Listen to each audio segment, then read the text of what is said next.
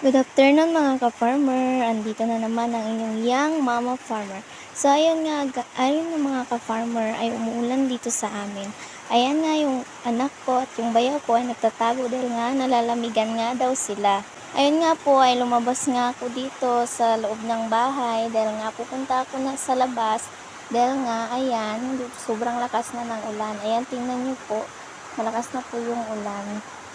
Sobrang dumidilim na po dito sa amin. Dahil nga po sa fogs na, ayan, nakikita nyo po yung, ayan nga po ay agad naman nga kung pumunta dito sa kusina namin dahil iintindihin ko naman yung pagluluto.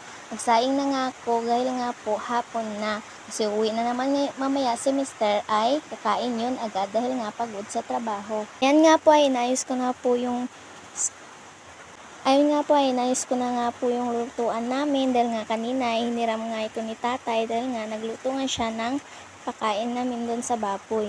Ayan nga po ay nagsimula na nga akong mag-apoy dyan para nga po makapagsaing na ako. Kaya nga, for the go, go, go, go!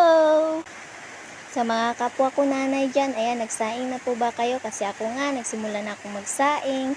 Dahil nga maya ay maghahapunan na naman tayo. Ayan nga, sinimulan ko na nga yan, apo yan.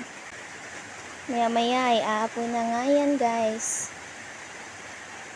Medyo hindi nga marinig yung boses ko at merong parang sumasagana nga sa labas. Sumasagana ba yan tawag sa inyo? Kasi sa amin, sumasagana. Ayan, kasi nga sobrang lakas nga ng ulan habang voice record ako dito sa aking vlog. Mga mami, relate ba kayo dito? Iintindihin naman natin yung pag-aayos ng bahay, magsaing, kasi nga tayo ngayong tao dito sa bahay. Ayun nga guys, nag-apoy na nga yan, kaya nilagyan ko na nga yan ng kahoy para nga po mabilis yung pag-ano ng apoy niya. Maya ay kukuha na ako ng bigas dito sa taas namin. Ayan, umaapoy na nga yan. Lagi na lang ba umaapoy yung intindihin natin? Ay, charot lang. Parang galit na nga ako nito. Ayan nga, inintindi ko na yung aming kaldero. Pasensya nga sa kaldero namin, guys. Hindi malinis. Charingera. Charot lang po.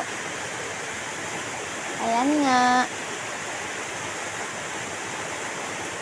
Kinuha ko pa nga yung baho na naiwan kanina, guys. Dahil nga po, marami pong naiwan. Kaya nga po, kunin ko muna yan bago lagyan ng bigas.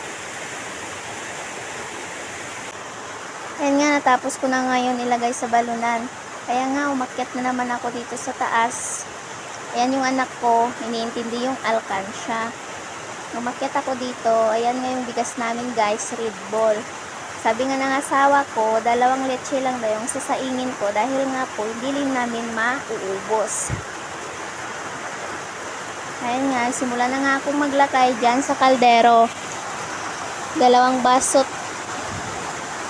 baso at saka kalahati nga yung nilagay ko, guys. Kasi hindi na rin naman namin mauubos. Pero wala rin namang ulam, che.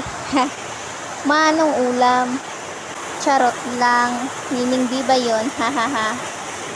Ayan nga, medyo natagalan nga ako kasi tagal-tagal kong makuha tong bigas dyan sa sako kasi hindi nga naman ito inanuhan ng asawa ko ng mabuti. Binutasan, charot. Binutasan, hahaha. Char lang po. Ayan nga, nagsimula na rin akong magbaba dahil nga ito ay lilinisan natin, kikilisan. Kikilisan ba yun sa inyo? Kasi yan sa amin, kikilisan, lilinisan, kunan ng parang puti sa bigas, charot. Comment ka kayo guys kung anong tawag sa inyo niyan kasi sa amin, kikilisan kasi yan sa amin, sa Ante Kenya, charot. Ayan guys, nagsimula na nga akong magkilis para nga ilagay ko na nga yan sa apoy. Dahil nga yung apoy ko sobrang naaapoy-apoy na talaga guys. Kaya nga nililinisan ko ng maayos kasi nga po para po maging safe po tayo kasi may mga chemicals kasi yan na nilalagay yung ating ewan ko po basta yun po. Yan, nilagay ko na nga yan guys. Yan, Thank you for watching. Thank you for watching.